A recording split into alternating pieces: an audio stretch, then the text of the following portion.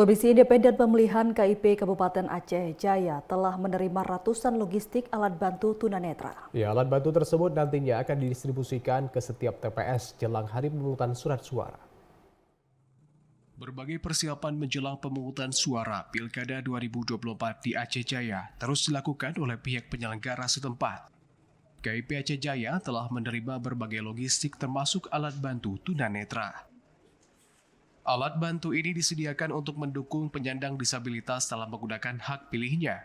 Berdasarkan data dari KIP Aceh Jaya, jumlah alat bantu tunanetra yang diterima berjumlah 414 unit. Dari hasil penyortiran yang dilakukan, seluruh alat bantu yang diterima dalam kondisi baik.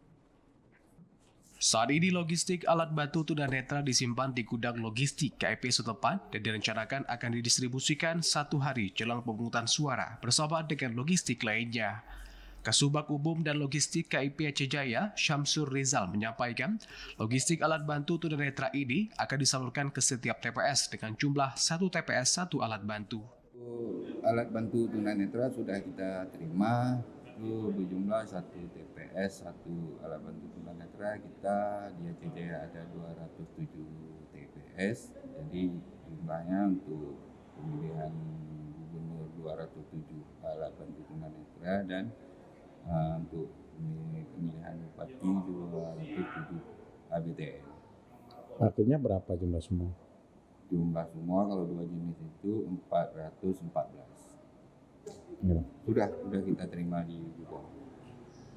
Oke, ada ini nggak Pak, kekurangan ataupun ada ditemukan permasalahan nggak dengan alat bantu itu? Alhamdulillah nggak ada yang ditemukan rusak.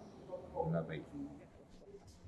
Syamsur Rizal menambahkan sejauh ini logistik untuk pilkada yang sudah diterima KIP Aceh Jaya berupa bilik dan kotak suara, tinta, kertas suara, alat bantu tunanetra, perlengkapan TPS, dan berbagai logistik lainnya.